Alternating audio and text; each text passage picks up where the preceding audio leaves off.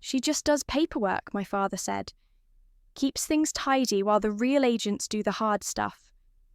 That was his answer when the MC asked if his daughter worked in the bureau too. I was 3 rows back, unnamed, unarmed, and unnoticed. And yet, I had written the plan that got his son killed and saved thousands. My name is Camille Dawson.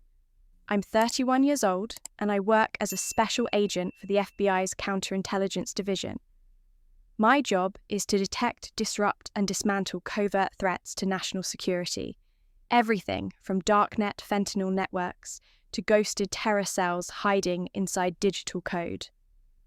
I don't wear a badge on my belt. I don't kick down doors.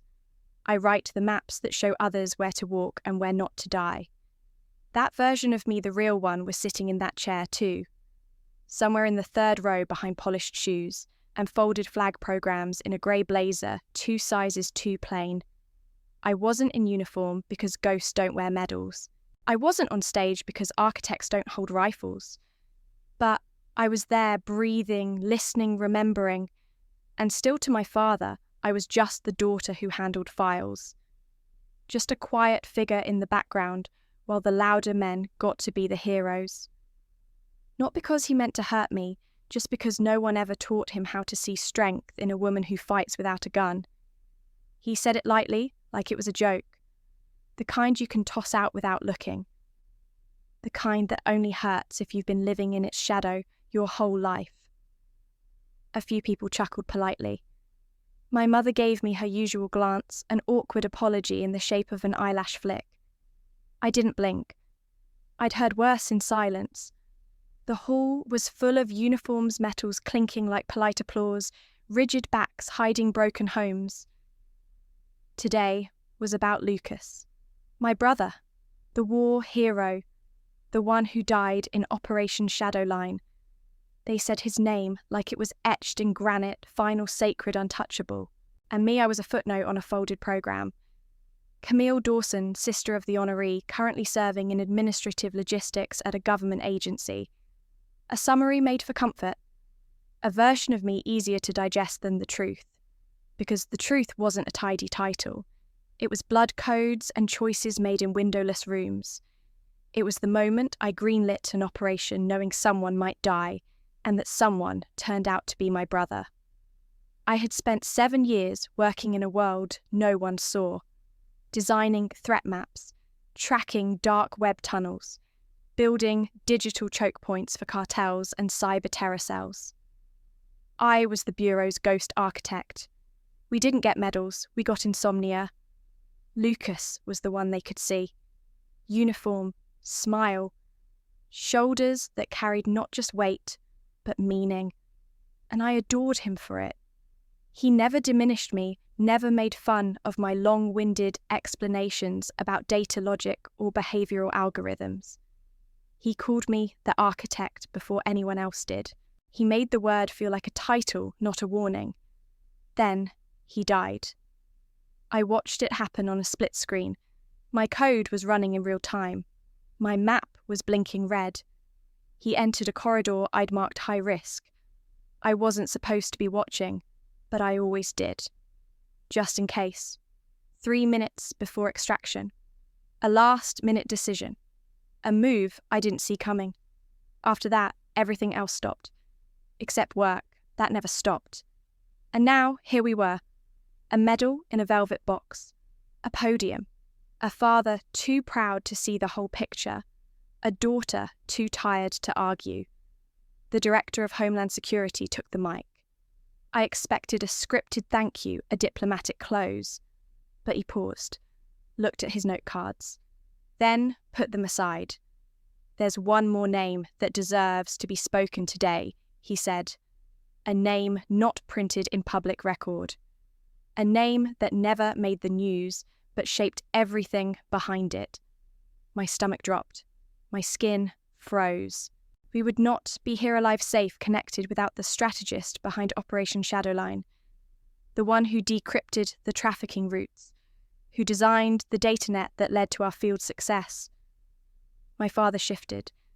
I could feel the confusion rippling in the air, the breath holding, We cannot award her formally, but we can name her. Please rise and recognize Special Agent Camille Dawson."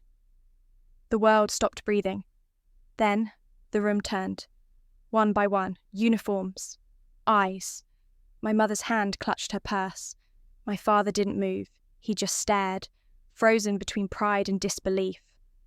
I stood, quietly, not for applause, just for air. From the inside of my jacket I pulled my badge, 8 years old, worn smooth. I held it like proof of something deeper than recognition. "I wasn't behind a desk," I said. "I was behind the plan." The silence didn't crack. It deepened. Because truth doesn't always need a microphone. Sometimes it only needs to stand. And as I stood there surrounded by honor guards, cameras, and names engraved in metal, my mind didn't stay in that room. It drifted backward towards smaller moments no one remembered. A quiet dinner table. A science trophy no one noticed. A father's smile meant for someone else. If the world had just learned who I was, it was only because I had spent a lifetime being invisible first. I was always the quiet one. Not shy, just observant. I learned early that speaking didn't guarantee you'd be heard, especially in a house where the men spoke in stories and the women were expected to nod. My father was a career cop, the kind who wore his badge like armor and his pride like a shield. My brother Lucas was everything he wanted in a son, tall, athletic, effortlessly charming. He could disassemble a rifle by age 12 and give speeches that made entire auditoriums lean forward. At family dinners, my father would beam as Lucas recounted junior cadet exercises or practice drills. And me, I got the occasional good job kiddo when my report card came in with another row of A's. But even that felt like a pat on the head, not a handshake. I didn't blame Lucas. He never rubbed it in. In fact, he always made room for me. When Dad overlooked my science fair win, Lucas built me a shelf to display the trophy. When I was accepted into the state coding camp, he was the one who took the day off to drive me there. He saw me even when no one else did. But in our house, being seen by your brother wasn't the same as being seen by your father. Dad had this phrase, something he said, often sometimes to himself, sometimes to anyone who'd listen. Boys fight, girls support. Like there was nobility in silence if you were a daughter. Like your highest calling was to cheer from the sidelines while someone else ran into the fire. I remember the first time I heard it. I was 9, and I'd just asked him why I couldn't take martial arts like Lucas. He looked up from his paperwork and said, not unkindly, "Because boys fight, sweetheart, girls support, that's how it works." Then he turned back to his files. Just like that. So I stopped asking for lessons. I started building instead. Coding, decoding, designing simulations. If I couldn't be on the field, I'd be the one who drew the maps. I thought maybe if I got good enough, he'd notice. Not just that I existed, but that I was capable. That I could contribute, not just clap. That I wasn't the background. I graduated top of my class, skipped a grade, got early admission into MIT with a full ride in cyber systems, and applied threat analytics. The letter came in a plain, white envelope with the logo printed crisp in the corner. I remember holding it in my hands like it might explode. I handed it to him at dinner. He opened it, read the first few lines and said, "MIT, huh? So you'll be doing paperwork for heroes now?" I don't remember what I said back. Maybe I didn't say anything at all. Just nodded and sat down the same way I had 100 times before. That was the night I stopped needing his permission to be who I was. That was the night I started building plans I'd never tell him about. That was the night Agent Dawson was born. Lucas was the golden boy, but I wasn't trying to outshine him. I was just trying to be seen in the same light. At home, he got the stories, the questions, the follow-ups. How was the drill today? What did the captain say? You think you'll make squad leader next rotation? I got grades, still good, followed by silence. Sometimes I wondered if my father even remembered what I was studying. If he knew I built my own encryption tool at 15. that I was solving problems online that tech analysts twice my age couldn't crack. Not because I needed validation, but because even ghosts want to be acknowledged. Dinner at our house was always the same meat potatoes and a heavy layer of unspoken expectations. Lucas and Dad would talk shop tactics, law enforcement, how to read a suspect's body language. Mom would smile through it like a TV host who never got her own segment. I would eat quietly, my laptop always close. That was my rebellion. While they compared gear ratios and field maneuvers, I'd be modelling threat simulations on military forums, half of them under aliases. Not illegal, but definitely not encouraged. Sometimes I wondered, what if I'd been born a boy? Would my father have bragged about my mind then? Would he have seen strategy as strength, not sensitivity? But that was a useless spiral, and I'd learned early on that logic was safer than longing. So I turned my thoughts into blueprints and buried the rest in code. The MIT letter changed things for me. Not at home, but inside. It was the first time an institution saw me not as Lucas's sister or Don Dawson's daughter, but as Camille. I still remember the exact moment I opened it. I was alone in my room. The sun was hitting the wall at that perfect late afternoon angle that made everything look golden and suspended. The envelope felt heavier than it should have. I didn't scream. I didn't jump up and down. I just stared at the words and whispered I was right. I waited until dinner to tell them, not because I needed applause, but because some part of me wanted to believe they might care, that he might care, that maybe, just maybe, this was the thing that would close the space between us. He opened the letter, read it silently. The pause was too long. My mother leaned in with a hopeful little gasp. Then he smirked almost like he was proud and said, "MIT, huh? So you'll be doing paperwork for heroes now." It was a joke. I know it was a joke, but it hit harder than anything he ever said in anger. I felt something inside me shift, not break, but settle. Like the last stone falling into place over a buried door. I smiled, nodded, finished my food, and in my head, I started rewriting the script. If I couldn't be the kind of hero my father understood, I'd become the kind he never saw coming. That night, I stayed up until 3 a.m., reworking a code model I'd been building for a cybersecurity challenge. It wasn't for a grade, it wasn't for money, it was for me. Every line of code felt like carving a new version of myself into the world, one that didn't need permission or applause. A week later, I received an email from someone named M. Bell. External Recruitment Federal Bureau of Investigation. At first, I thought it was a prank. Then I realized they'd been watching me through forums I thought were anonymous. They had tracked my simulations, my threat models, my ability to think 2 steps ahead of systems designed to be airtight. I didn't tell my parents. I didn't tell Lucas either. Some things I had learned are safer when they stay in silence. Because sometimes silence isn't weakness. Sometimes it's strategy. That's what they never taught us at the dinner table. But I was learning it anyway. And apparently, someone else had been watching me learn. The message came wrapped in plain language, but I read between the lines. We've been following your published simulations and darknet tracking models. Your methods show potential, high-risk, high-yield potential. We'd like to meet. No signature. Just an address, a time, and a non-disclosure agreement attached in a separate file. At first, I thought it was a test, a hacker trap, or a recruiter's game. But curiosity has always been my compass. I followed the invitation to a grey federal building with no plaque and no lobby. Just a buzzer that clicked once before a door opened without a word. Inside, it was colder than I expected. Not the air, but the silence. No small talk. No introductions. Just a series of rooms designed for watching people think. The woman who met me wore a suit like she'd been born in it. Her voice was warm, but controlled as if every word had to pass security clearance before it left her mouth. We've Reviewed your coding logic, your predictive modeling, your behavioral threat analysis, she said. And frankly, Ms. Dawson, we don't get many applicants who can think like you do without ever stepping inside a bureau classroom. I told her I wasn't applying. She smiled. That's what makes you interesting.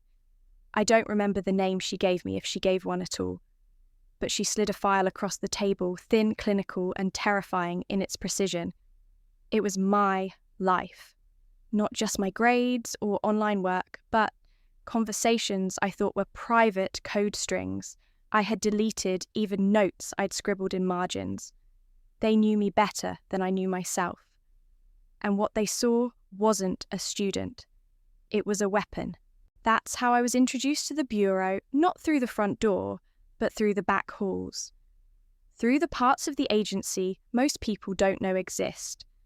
Counterintelligence isn't about chasing bad guys in alleys. It's about intercepting threats before they appear.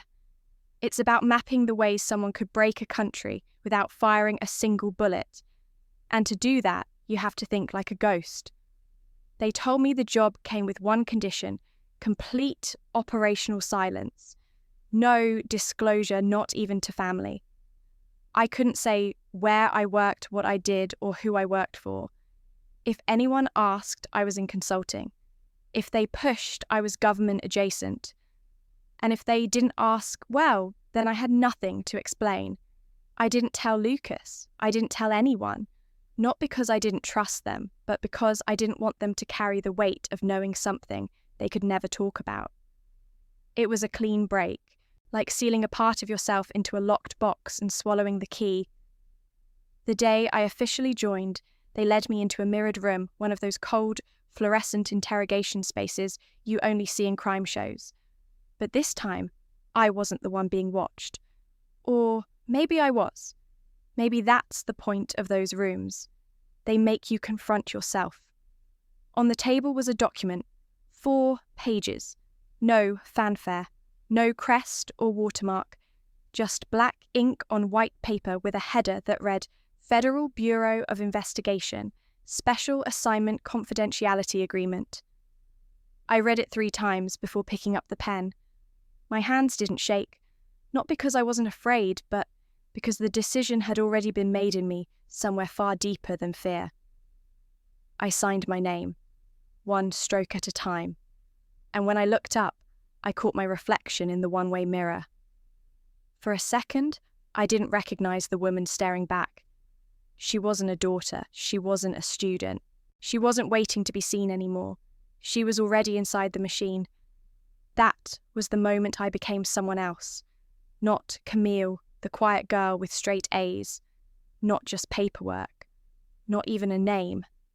That was the moment I became the one who would never be introduced, but always remembered. They called it Operation Shadowline. The name came later after the press needed something sharp and cryptic to put in headlines. But before that, it was just a blinking cursor on my screen, another assignment dropped in a secure server at 3:11 a.m. with a subject line that simply read, Potential Breach, Tier Red. I read the initial data twice. What looked like a minor spike in encrypted traffic between servers in Pennsylvania and Juarez turned out to be the tail end of a massive funnel. A network cloaked in blockchain dust, synthetic domain hops, and mirrored data packets. It was genius in a terrifying way. A fentanyl operation moving across borders, dressed in the language of tech startups and non-profit health orgs. They used medical shipment containers, false patient data, digital ghost routing, even fake charities, all of it running through a shell company, posing as an AI for chronic pain management. The kind of front so clean even the good guys wanted to fund it. I pulled 6 all-nighters building the first draft of the operation map. The centre of it all was a facility in Allentown disguised as a wellness lab. In reality, it was a cold storage node housing thousands of fentanyl packets ready to be rerouted through the country. The deeper I dug, the worse it got. The network didn't just exist, it adapted. Every time I coded a penetration route, the system rerouted itself like it knew I was coming. That's when I realized it wasn't just tech. Someone was watching back. I handed the operation to command under the alias AD, short for Architect Dawson. No face, no voice. Just strategy sealed in code. They approved it. Said they'd need a field team by the end of the week. Said they were assigning someone with tactical experience, someone who could improvise under pressure. I didn't ask who. I didn't want to know. Until I did.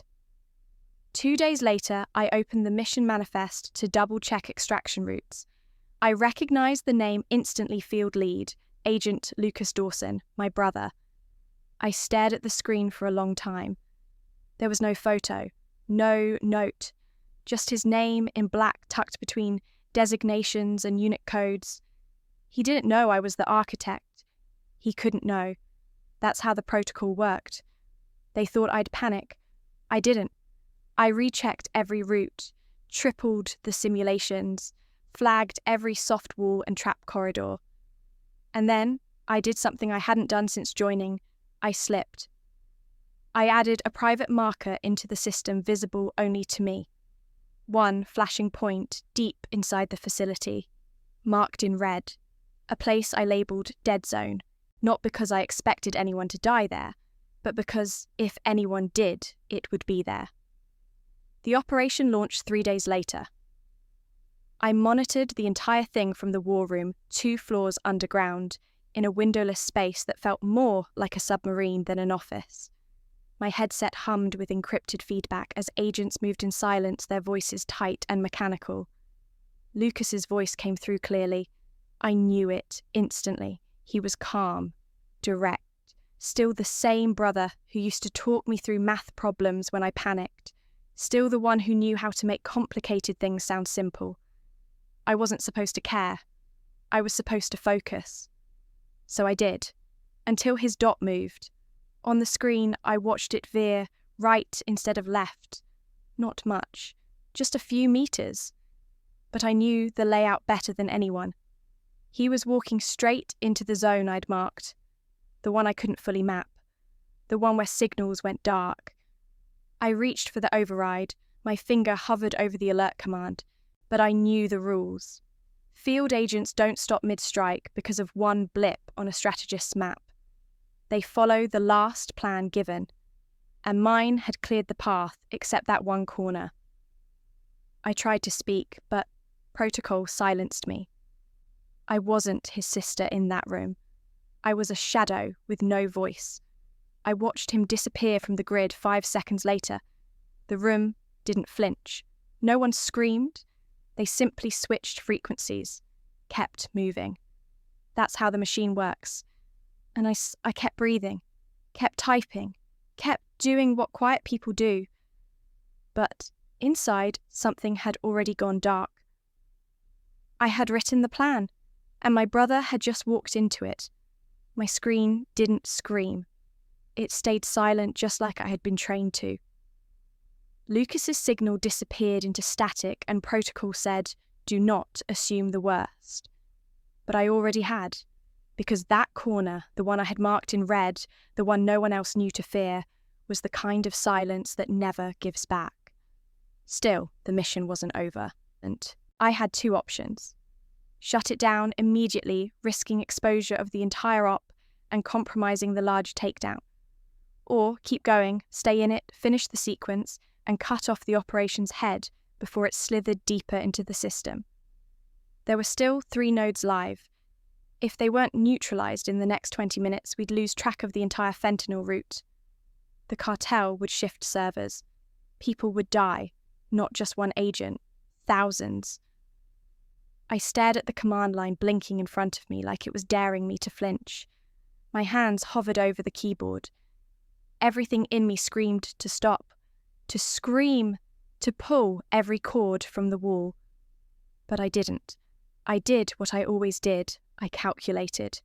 I ran probabilities, weighed outcomes, felt my chest tighten as logic drowned emotion in silence. He would have wanted me to finish. He would have said it out loud, too clear, without hesitation. Cam closed the loop. So I did. I initiated the extraction failsafe for the remaining agents. I redirected the ground team to flank left away from the dead zone. I cut the auxiliary feeds, shut down the network relays, and launched the override to crash the entire operation's digital infrastructure. As I typed, every key felt like a heartbeat, too loud, too fast, too final. One after another, the nodes fell. The data burned, the map shrunk, and just as I hit the final execute line, a voice cracked through my earpiece. Low, flat, final, agent, down. Repeat, Lucas Dawson is down. No pulse. Everything stopped. No one in the room moved. No one looked at me. They didn't know who he was to me. That was the rule. I had signed it in silence, but the silence was no longer mine to hold. It became a wall, a weight, a scream pressed between my ribs that no one else could hear. I stared at the screen. Still. Black. Blank. My fingers were still on the keys. My body was still in the chair. But something in me had stepped outside the room. I had saved the city and lost my brother. That was the trade. That was the choice. That was the code I couldn't rewrite. I had saved the city and lost my brother. That was the trade. That was the choice. That was the code I couldn't rewrite. But the mission didn't end with that message. There were still 5 minutes left in the protocol window, and I had to see it through. I shifted into auto mode, the state we train for, but never truly survive. I checked the final encryption wipes, confirmed data scrubs, rerouted trace lines through decoy servers in Estonia and Toronto, and initiated the blackout sweep that would erase our fingerprints from every digital corner of the op. My mind was moving like code, linear, sterile, surgical. My body followed. But my soul had stayed behind in that red-blinked room where Lucas's voice had gone silent. When the last command went through the room around me exhaled, the others leaned back, some nodded. One agent even muttered clean sweep. I didn't speak. I couldn't. There was a metallic taste in my mouth. Grief maybe, or guilt, masquerading as metal. I reached for my water bottle but couldn't lift it. My fingers felt foreign, detached, like they belonged to the person who'd saved the mission, not the sister who'd just watched her brother die. The lead strategist, a man named Connors, walked past my station. He clapped my shoulder lightly. Damn, good work, Dawson. I didn't flinch, I didn't nod, I just looked straight ahead. If he noticed the stiffness in my back, the white in my knuckles, he didn't say. He was already moving to the next analyst. That's how it works in this place. You do your job, you survive the silence, and then you do it again. But inside me, something cracked. Not loud, not dramatic, just a hairline fracture across the centre of everything I had built to stay composed. I had always known that silence was part of the job. What I hadn't understood until that moment was how permanent it could be. The others filed out one by one. No one asked where I was going. No one stopped me when I walked to the far corner of the facility, to the small unlit room where agents sometimes went to cry, though no one ever called it that. I sat there alone for what felt like hours. My badge hung heavy against my chest. I thought about taking it off just to breathe, but I didn't. Instead, I played back every second. The moment Lucas turned right, the decision not to override, the line of code that had led him there. I tried to find a crack in the logic, a flaw in the system, something I could blame other than myself. But there wasn't one. The plan had worked, the math was right, the outcome was clean. Except for the part where my brother was gone, and the part where I had made it happen. I remembered a line from one of our training manuals. The success of an operation is not defined by survival, but by completion. I had completed the mission. I had fulfilled every objective. And still, I had failed in a way that could never be logged or debriefed. That night, When I finally walked out of the war room, I didn't go home. I walked the city instead, past empty buildings, neon signs flickering like tired eyes, past people laughing on patios unaware that their lives had just been preserved by someone they'd never meet. I wanted to scream at them, shake them, tell them what it cost. But I didn't, because that's not how ghosts behave. They walk through the world unseen, and they carry the weight so no one else has to. That night, I became the weight. The weight had a shape, a name, a file folder stamped Shadowline closed. I carried it home that night like a secret, trying not to bleed, tucked under my coat like it might shatter under streetlight. It didn't weigh much, but it changed everything. The folder was standard bureau issue manila, thick, unassuming, but in my hands, it felt heavier than a confession. Inside were the complete operation logs of Shadowline from the first data stream I flagged to the final command I executed. Every decision, every delay, every red zone marker. The truth unredacted. I'd requested the file under protocol, citing post-op strategy review. They approved it without blinking. No one realized I was compiling evidence against myself. I opened it at my apartment alone. My place was sterile by choice white walls, no photos. The only sign of life was a coffee mug stained on both sides. From nights I forgot to rinse it. I sat at the kitchen counter and started reading. Each page sliced deeper than the last. Not because of what they said, but because of what they confirmed the plan was good. The logic held. The algorithm mapped the field accurately. The blind spot wasn't negligence. It was a risk I flagged, documented and marked. But I didn't override it. I didn't sound the alarm, because protocol said not to, because the machine runs on obedience. And now I had a paper trail that could unravel the entire operation. Not just expose the fragility of our methods, but question whether Lucas's death was preventable. A leak of this file wouldn't just destroy my career, it could destabilize trust in the counterintelligence division. Everything I had built would crumble. But worse, it would reduce Lucas to a line item in a scandal, a symbol of government failure instead of a man who chose service over safety. I laid the pages out like puzzle pieces, hoping they'd form something softer than regret. They didn't. My eyes burned. My body ached from a stillness I hadn't realized I'd held for hours. I moved to the couch file in hand, and there, tucked between pages I didn't remember, authorizing was a smaller envelope. Unmarked. Thin. My breath caught. I didn't recognize the handwriting until I did. Lucas. My fingers trembled as I opened it. Inside a single page. Not typed.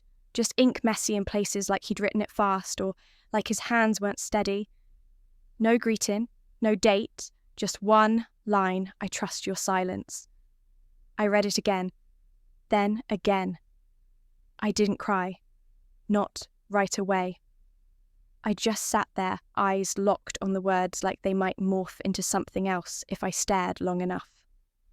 But they stayed the same, plain, brutal loving. He knew. Not everything. Not that I was the architect. But he knew I carried things alone. Knew the weight I wore wasn't just data. And he trusted me not to use his name as a shield for my own guilt. I trust your silence. It was more than a message. It was an instruction, a grace note, a permission to live without trying to rewrite what had already been written. I thought of all the times I'd tried to be loud enough to be seen, all the reports I'd rewritten to sound more assertive, all the victories I never claimed. And now, when I had the chance to blow the truth wide open, I realized that doing so would not resurrect him. It would only dismantle the dignity of his choice. Lucas didn't die because I failed him. He died because we both lived in a system built on silence and sacrifice, and in that moment, I had a choice: destroy the system or live with the cost. I burned the note, not out of denial, but reverence. Some truths are too sacred to be filed. Then I sealed the folder shut, taped it at the edges, slid it into a locked drawer I never used. A relic, a confession, a monument. I would never read it again. That night, I didn't walk the city. I didn't run the simulation. I sat in the dark and let the silence stretch. And for the first time since he died, I spoke to him not in words, but in memory. I heard you, Lucas. I hear you still. And I'll carry this not as punishment, but as proof that I was there, that I mattered, that we both did. The folder was never filed, never copied, never leaked. It remains the one truth I chose not to speak. And in doing so, I honoured the only voice that ever saw mine. The next morning, my father appeared again, this time on live national television. His posture was upright, steely, built in years of authority.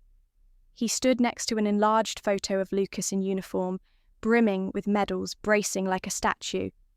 The reporter's question floated in from the studio. How do you hope Americans remember your son?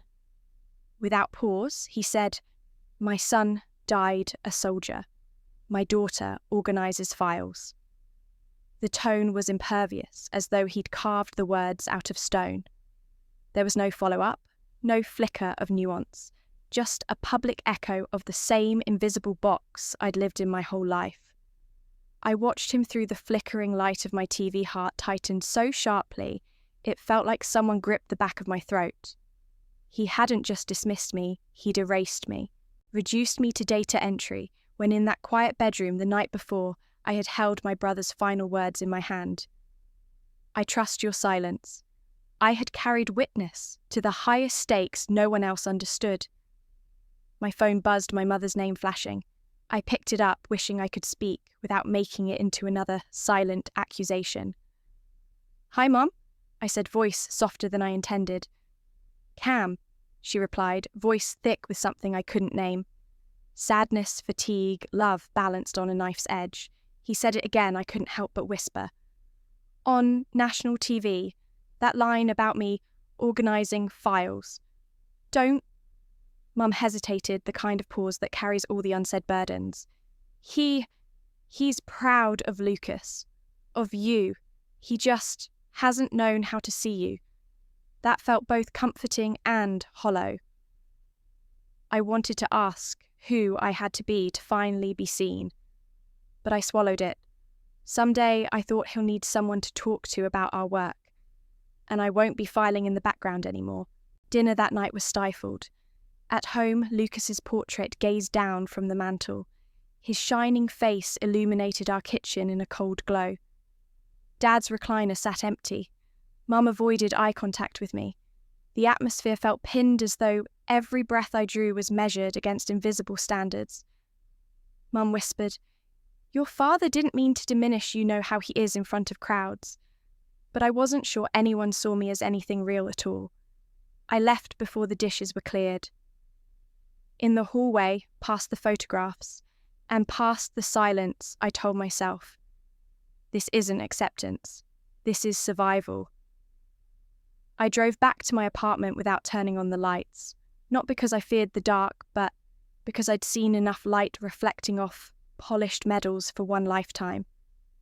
Instead, I turned to the place I belong, my war room. The screens glowed cocktails of data timelines, roots threat patterns. I logged in, ran new simulations, traced new routes to break up darknet labs. Purpose rooted in patterns when human connections felt tangled. I sank into my chair and poured myself a glass of water. The glass trembled in my grip, mirroring the tremor inside me. I plotted a new operation, one that would dismantle a cyber-terror node operating halfway around the world. My fingers typed with precision coordinates, feed suppression feeds backup lines.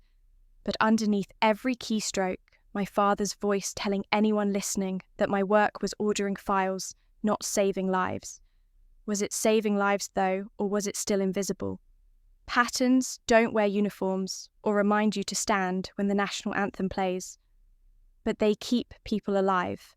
They disrupt routes that end in violence. They stop bullets before they're fired.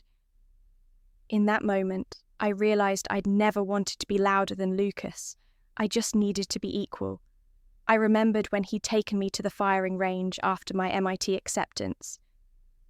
"You keep your focus on the target," Cam, he'd said. "That's how they'll learn you're here." I'd ignored the targets and focused on the scope, studying the mechanical parts, the vibrations, the micro-expression of someone on the other end. I realized then our mediums were different, but our goals identical. A notification popped up, new field intel. I minimized the feed and let my heart slow into the rhythm of work. This is where I proved myself, not with headlines or citations, but with outcomes. That night, I wrote a report titled Tactical Priority Nodes, East Coast Cyber Threat, and sent it just before dawn. No one clapped, no one stood, but within hours the operation was greenlit. At 5 a.m, exhausted, I walked back to my apartment. The sunrise washed over the city like a reset button. I didn't feel celebrated, I didn't feel whole, but I felt something new: clarity. The door to my parents' house was unlocked when I arrived. I stepped inside, saw my father asleep in his chair. National news paused on the screen. The same photo of Lucas still hung above him. And for a moment, I saw not just a father in uniform, but a man weighed down by loss, pride, and regret. I didn't wake him. I just stood there. And I thought, one day you'll understand that I bled in different places. And it wasn't lesser, it was necessary. I left without a sound. That night, when my head finally hit the pillow, I didn't turn on the TV or run simulations.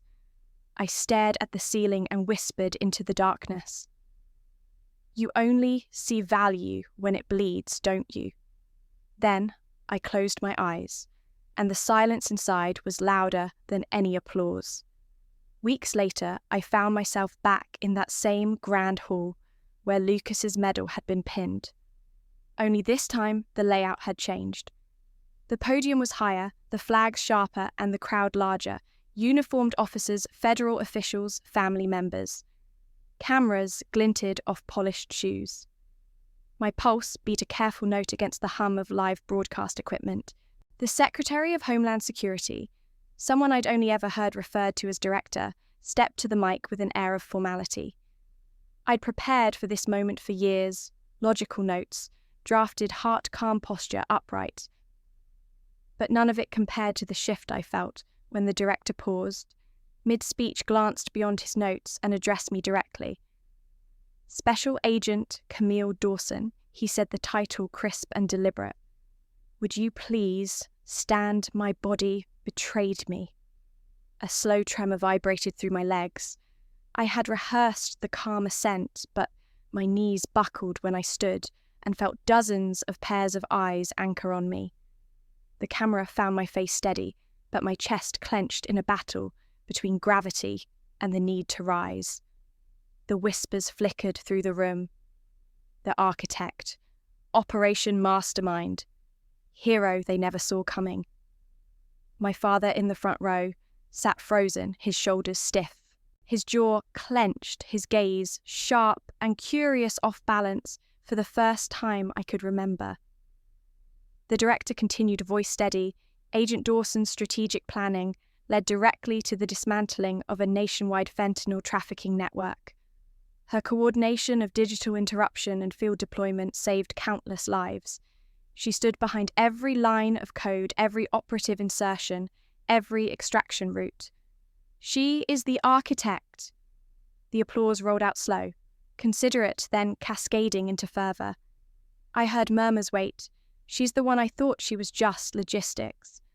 My father's lips parted, no words, just the opening of a fortress. I didn't speak. I didn't wave. I folded my hands at my front, grounded myself with each breath. They were calling me forward, inviting me into the light, and the weight in my chest felt both like liberation and reckoning.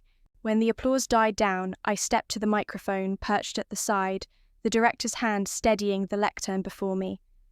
My hands came up badged and trembling beneath the navy fabric of my suit jacket.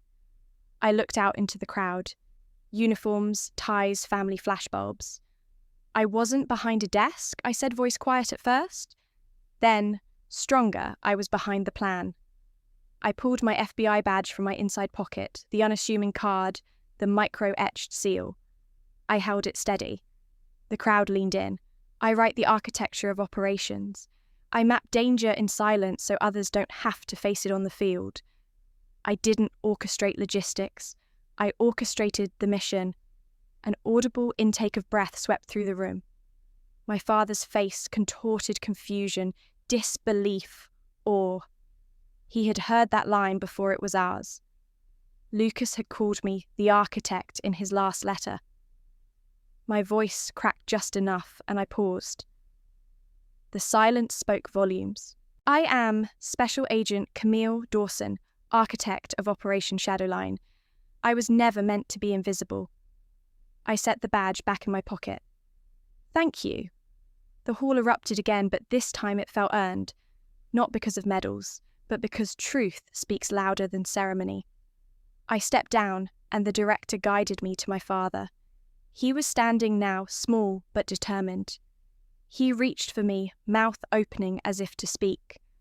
I braced for the line I always anticipated, some cliché about being proud. But what came out was different, soft. A truth he'd rehearsed since memory began. When you trusted your silence, I heard it for the first time, he said. His voice cracked across the sea of onlookers. I thought organizing files was a job. I thought you were behind a desk. I see now you were behind the plan my son didn't know he'd need. One tear slipped from his eye. My throat caught. I looked at him, no judgment, only recognition. I realized this ceremony wasn't just about national honor. It was about rewriting a story that had typed me into the shadows. I murmured back, voice gentle but resolute, "It's never been about being seen. It's been about being counted." For the first time in my life, we stood side by side as equal soldier and strategist, brother and sister, daughter and agent. The applause washed over us both. Later, after most people had scattered into the buzz of receptions and after-parties, I found my father lingering alone in the long corridor outside the hall. The harsh overhead lights cast his shadow on the wall, elongated, uncertain. Without ceremony or speech, I fell into step beside him.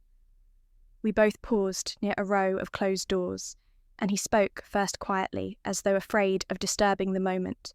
Lucas knew my heart fastened. I nodded, slow and deliberate, like a confession lighting up a dark room. No need for words. That small gesture carried every truth I'd kept buried. The secret codes, the late-night shifts, the whispered simulations he never had to hear, but always understood. He looked at me, really looked for the first time in years, with a mixture of wonder and regret. I thought, he began, then faltered, voice stuck in the singular past tense. I didn't finish it for him. Some things don't need completion, they just need space. We sat side by side on a wooden bench that smelled faintly of polish and fading flowers, something left behind from the ceremony. The hallway was quiet, now distant chatter leaking in from the reception room. We'd always occupied different ends of the sentence. Now, we were both trying to fit our voices into the same line. I remembered every childhood dinner, every competition where Lucas spoke and I listened. I remembered the way he'd peek back during family photos, catching my eye, making sure I wasn't vanishing behind his bigger shadow. I remembered when he diverted a question about me, always, sure not to let me disappear to anyone else that day. Today, I sat beside him, our roles reversed, in a hall that had once celebrated only his accomplishments. There was no grand gesture, no on-stage compliment from him. Instead, he made vague movements with his hands, as though gathering up some invisible weight he didn't know how to hold. "You always talked about war," I said, breaking the silence. "You made it sound like it only counted when it was loud. If it bled, if it left mess behind." He bowed his head. That's what I knew he admitted. That's how I couldn't see you. The weight of that confession, unbidden overdue, settled between us. I swallowed a sudden lump, thinking of all the times I'd plotted rescue, protection, prevention in ways he'd never pictured as valor. I cleared my throat, and I learned to build mine quietly. I continued, voice steady now, strong, with firewalls instead of bullets, with maps that stopped bodies from dropping rather than loading bodies onto stretchers. He tilted his head, as if the words were unfamiliar light entering a dark room. He nodded slowly, understanding brushing the edges of his expression. My breathing stilled as I realized he was listening, not defending what he thought I should be, not redirecting me back into safer narratives, just listening. I didn't know how to see that, he murmured. I see it now. Silence stretched, but this time it felt spacious, not empty, a space we both could step into and fill together. There was no, I'm sorry, no fake reassurance, just two people who'd carried the same grief on different shoulders, finding a shared centre of gravity. I whispered the sentence I'd shaped in my mind through years of second-guessing. You built your war on noise. I built mine in codes. It rolled out like an echo tailored for both of us. He didn't reply. He didn't need to. His shoulders slumped not in resistance, but in release. It was the kind of shift that doesn't snap into place in one moment, but settles and realigns. I sensed it beneath the surface, slower than the pulse in my wrist. We stayed there until the janitor's soft footsteps came around the corner, turned silent when he saw two figures lost in their own reconciliation. The janitor didn't interrupt. He just paused, waited, and then carried on. My father stood first.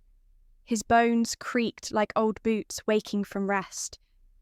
He put a hand, just a single hand, on my shoulder.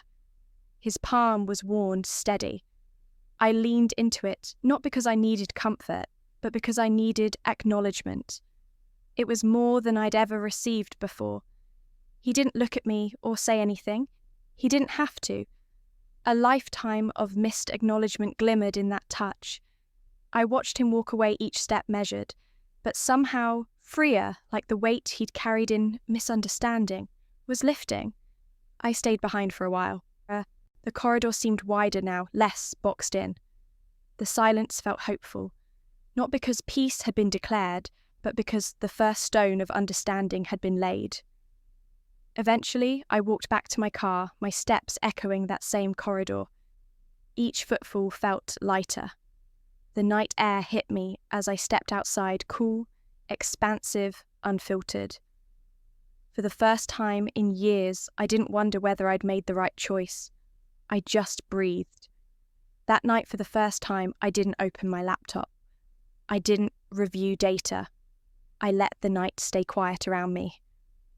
I thought of Lucas's final note, of the silence I honoured, of the complex new silence I shared here with my father. It wasn't perfect, but it was real. And I realised the most important battles aren't always fought in loud halls or blazing fields. Sometimes they happen in the soft, shifting spaces between two people learning to see each other. Sometimes the hardest battles aren't waged in courts or corridors. They happen in quiet rooms with people who know exactly what you did and exactly how much it cost. I found Naomi at our usual haunt, a small cafe 2 blocks from headquarters, where the espresso machines hissed like tactical exhalations. She was already seated when I arrived, stirring her coffee slowly, gaze distant. She looked up, then faint smile, an anchor in a storm. "Cam," she said softly, "how are you?" I couldn't answer. I only sank into the chair opposite her, eyes drifting to the window where winter light cut across the table. We sipped in silence for a long minute. "Then," I said, voice low each word, dragging itself into the open, I keep seeing his face. "Lucas. In the feed. In the code." Naomi leaned forward, pressing her hands to the table. "You know I'm the last person to sugarcoat for you." I nodded. I kept him safe. Right until I didn't. Her expression didn't soften. It sharpened as though she was preparing to cut through the fog. "Cam," she began, "you made the best call among worst options." I looked up startled. "How can you say that?" She folded her hands. "Because no one else had your data. No one else weighed the variables as you did. It wasn't negligence, it was risk assessment. That's our job. You did it right." Her words weren't comforting. They were clinical, crisp, too clean to mask the corner where logic and guilt collided. I turned my coffee in my fingers. The swirl mocked me. I swallowed. If I hadn't written that code, would he still be alive? The question landed between us like a bullet. Silence followed. Naomi didn't duck. She met it directly. Finally, she set down her cup. "Listen," she said firmly, "Shadowline wasn't your code. It was theirs. It was a systems failure, if anything. You built a plan. You ran simulations. You flagged the corner. You chronicled every risk. And you made the call you believed would save most. Not the only call, not a guaranteed one, but a call." She paused. "I've seen field reports. You gave them more intel than any ground lead could have asked for. You gave them everything. Then it ran, and it did stop most of it." I closed my eyes. Her words felt truthful but heavy. I kept thinking I saw the red zone. I marked it. I could have pulled the plug, but I didn't, because I believed in the system. Naomi leaned closer, "And the system believed in you. That's why it lets you make the calls. Not everyone is trusted with that." "But he died," I whispered, "because I trusted the same code that sent him there." She reached across and placed her hand over mine, light firm. "Look at me, Cam," she said, eyes pouring steadiness into the room. "Lucas knew. He agreed to the mission. He trusted you. He asked you to draw that map. He trusted your judgment more than his own safety in that moment." My breath hitched. "How do you know that Naomi didn't hesitate?" "Because in his private report he didn't mention any code failure. He praised the plan. He said he'd never seen a map so clean, so precise. He said he was proud to be part of something you architected." Tears pricked my eyes. I hadn't told Naomi I'd seen glimpses in Lucas's encrypted debrief lines about trust and clarity, but she'd pieced it together from briefing logs and tone analysis. She knew him. She knew me. She knew how we fit into each other's worlds. I swallowed hard. I just keep thinking, what if I'd held back last minute? Naomi shook her head. "You did what you were trained to do. You executed protocol. You thought of civilian fallout, of network collapse. You didn't gamble on a hunch. You used the data." She let go of my hand, leaning back. "You carry the weight because you had a chance to avoid it. You carry it because you care, and because Lucas loved you enough to carry it with you." I closed my eyes and inhaled slowly. The grief was still there raw, but somewhere beneath it, Naomi's words made room for something else. Clarity, purpose, a path forward that didn't end in self-erasure. I looked at her. "Thank you." She smiled, but it was serious, like a shared secret between warriors. "You owe him more than guilt, Cam. You owe him purpose." I finished my coffee. It tasted bitter, but stronger than before. I looked out the window. Snowflakes drifted past tiny architecture of their own. If I hadn't written that code, I began again, but Naomi didn't let me finish. She squeezed my hand. "You did," she said. "Now go live with it." I nodded. I understood. That evening, I didn't go straight home. Instead, I found myself driving aimlessly, tracing the edges of a city that had become both battlefield and backdrop. The streets blurred past, and eventually, as if on autopilot, I turned toward the house I used to call home. The porch light was on. A single moth circled it, frantic, persistent, unaware it would never find what it chased. I stood there for a moment, hands in pockets, badge heavy against my chest. Then I knocked. My mother answered. She didn't look surprised to see me, just tired, as if she'd been expecting this moment, without knowing when it would arrive. She stepped aside without a word. I walked into the house where time had folded itself into familiar shapes. The same worn couch, the same faint smell of pine cleaner and old books. Lucas's photo still hung above the mantel, frozen in that golden light of a memory preserved too perfectly. We didn't speak at first. She offered tea, which I declined. Instead, we sat at the dining table, the one where so many silences had grown roots. She didn't ask why I was there. She just sat across from me, her hands folded like a prayer unfinished. And then, quietly, she reached down and brought out a file. Bureau stamped. My heart stilled. "I asked for this," she said, her voice not accusing, but reverent. "After the ceremony, I had clearance through your father's liaison contacts. I said I wanted to know the operation that took my son. I didn't breathe. I didn't move." She opened the folder gently, as if the pages might scream. "But what I found," she continued, "wasn't about his death. It was about your life." Her fingers traced the redacted lines, the clean coordination logs, the cryptic mentions of architect oversight. She looked up, eyes wet but clear. I didn't say anything that day, not because I didn't care, but because I didn't know how to say, "I'm proud of you." Not in a way that wouldn't sound like catching up too late. Her voice trembled. "You've been doing this for years, haven't you? Saving people in silence. Holding back your voice so others could breathe." My throat tightened. She closed the folder. "You did everything right, Camille. Everything." And then she stood, walked to where I sat, and for the first time in my adult life, she placed her hand on my shoulder, not as comfort, not as correction, but as confirmation. I hadn't realized how much I'd craved that touch, not until it landed like absolution. "I read the part about Lucas," she said, quieter now. "The red zone, the decision. I know what it cost you." A sob cracked quietly inside me but didn't rise. I wanted to blame someone, she continued. The Bureau, the mission, even you.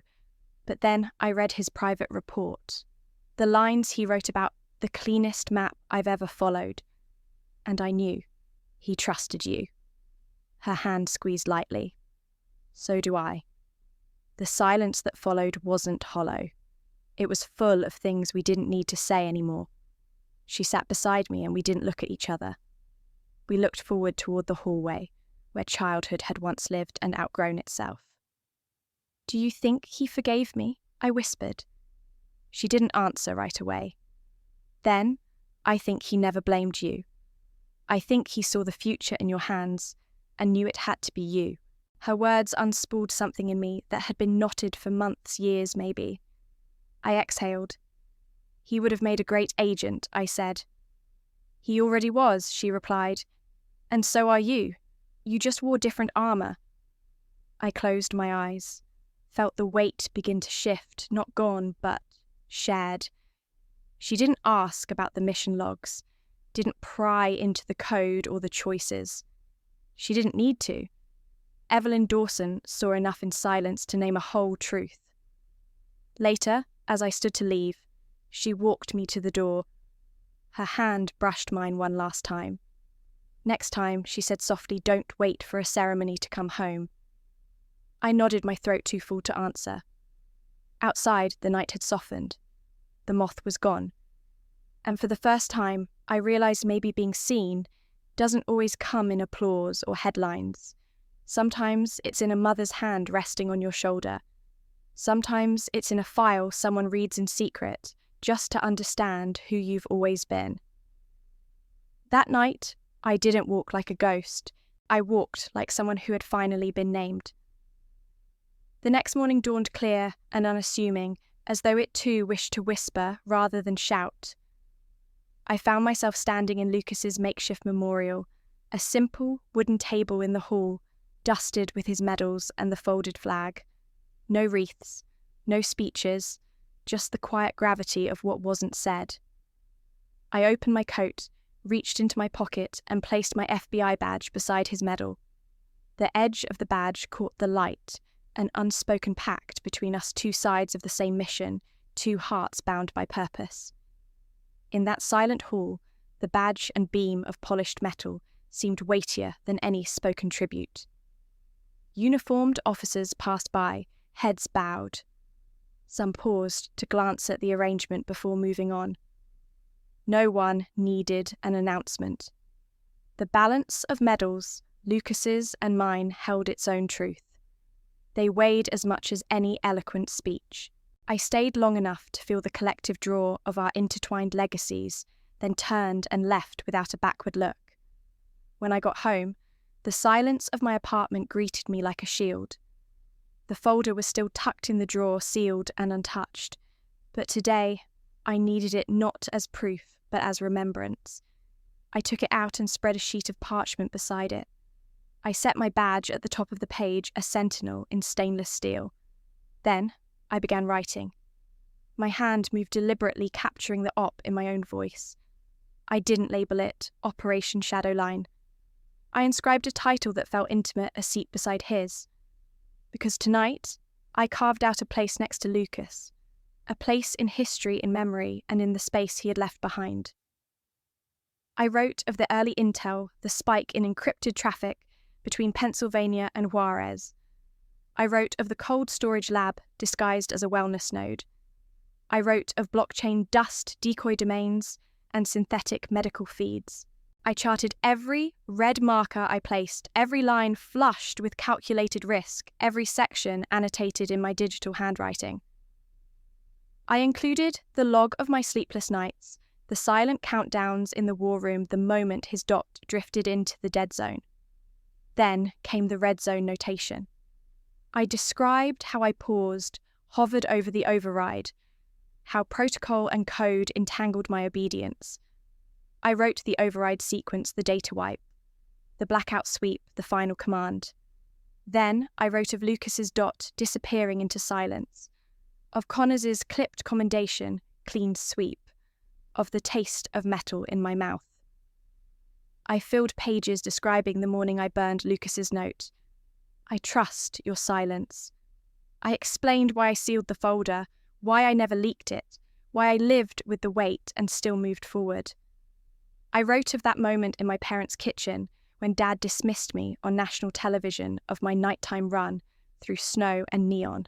I wrote of Naomi's coffee, her words, her grip on my hand when the world felt fracturing.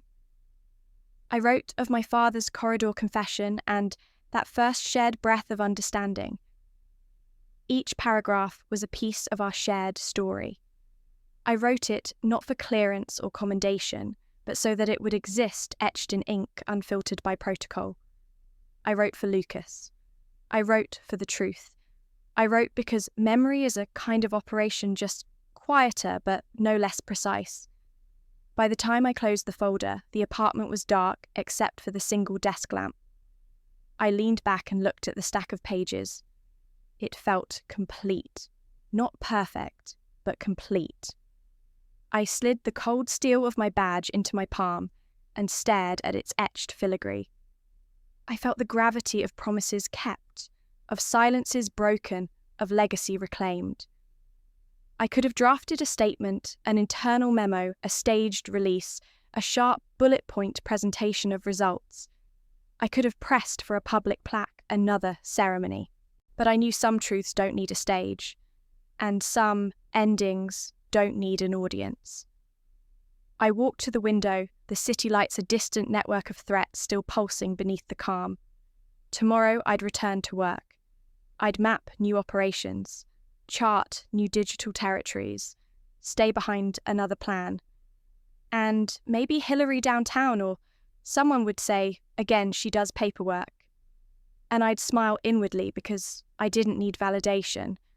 I had done more than paperwork. I had done everything. I laid the folder back in its drawer and left my badge on the desk, nestled beside a small framed photo of Lucas and me, taken after he drove me to that coding camp drive-through, both of us mid-laughter young and unguarded.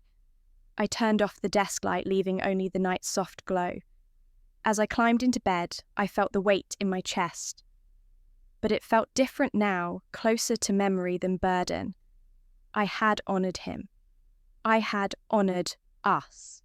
And I was ready to continue. Some legacies are shouted. Others are etched in silence. Mine was never loud, but it was never small. And if you're listening to this, maybe part of you knows that silence too. Maybe you've walked through rooms where no one said your name, but you showed up anyway. Maybe you've loved deeply without a single thank you, or carried a weight no one else could see. If that's you, this story is yours too. You don't have to fight loud to matter. You don't have to be seen to make an impact. Sometimes the most powerful things we do leave no applause, just peace. And if this story found you at the right time, stay a while. We tell these stories so no one has to carry their silence alone. Subscribe if you'd like to walk with us. And if you have your own story, that quiet fight, that silent strength, drop it in the comments. We see you.